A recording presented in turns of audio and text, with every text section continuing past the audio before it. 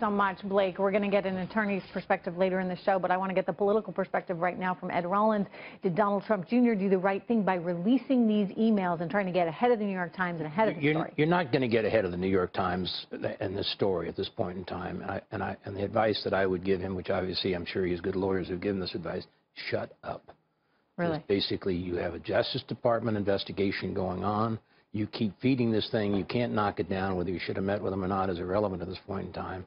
You have now given the case to make this thing go on for months and months and months. And from a political perspective, everything that's in those tweets and what have you will just give some Democrat the opportunity to stand up and hammer this administration. And it's a terrible, terrible distraction. I don't know. Because, in other words, it looks like in these emails that he was willing to take any help he could get from the Russians. Absolutely. And the bottom line is my counsel, first of all, the three characters who are in that meeting, two of whom know a lot about nothing relative to politics. One knows a lot about politics, Manafort, who's certainly very, very questionable in his judgment and his dealings. There should have been a lawyer in the room. I mean, in reality, you probably shouldn't have the meeting, but you certainly should have had a lawyer in there to basically, and that would be my advice on everything from here on out. Listen to your lawyers. You're basically. But don't you think he told his lawyer, by the way, that he was going to release these emails? I mean, you go and release the emails without even consulting I'm sure he lawyer? told his lawyer, but I would debar the lawyer who told him to release them. I mean, I just don't think you're going to find any lawyer who's going to basically say, put this out there, prove your innocence, and by putting more tweets out there. I think the reality is they need to take this thing very seriously. This whole argument is all fake news. It's all the New York Times. It's all these bad guys.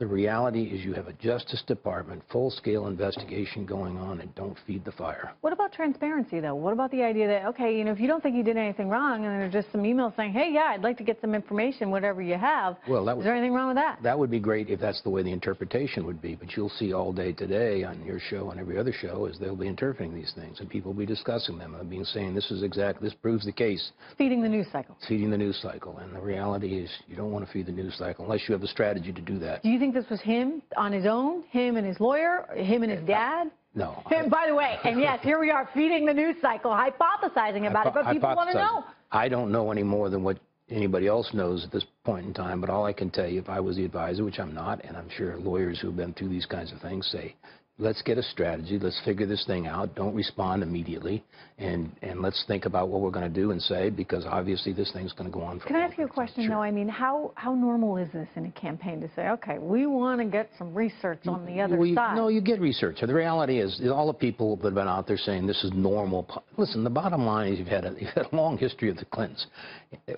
You should have run any kind of campaign. You'd have had all the stuff you need to defeat her from day one. You don't need to be going looking for more stuff. The reality is you had the Clinton Foundation, you had her service as Secretary of State, you had plenty of things to go out and beat her to death on. But are there certain parameters? Let me just ask you, like, would you say, okay, I'm not going to talk to any foreign entity at all that may have information? Anytime the name Russia came up to me, I would say, thank you very much, no. Anytime someone said, I'm from China, I want to give you big money or big tips, I'd say, thank you, no.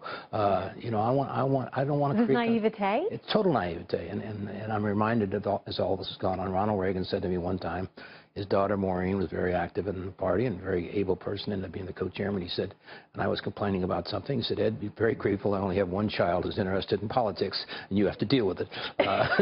And I think to a certain extent we have several children here who are very capable people, but they're new to politics. Okay.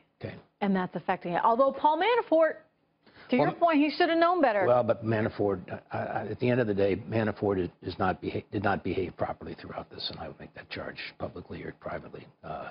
He should have known better. He didn't. And I think to a certain extent, when all this is said and done, Paul's going to be into things he shouldn't have been into, and obviously will pay a price for that. He'll pay a price for that. Wow. All right. Okay. Ed Rollins, thank you very much. Good to have your perspective on all this. Thank you.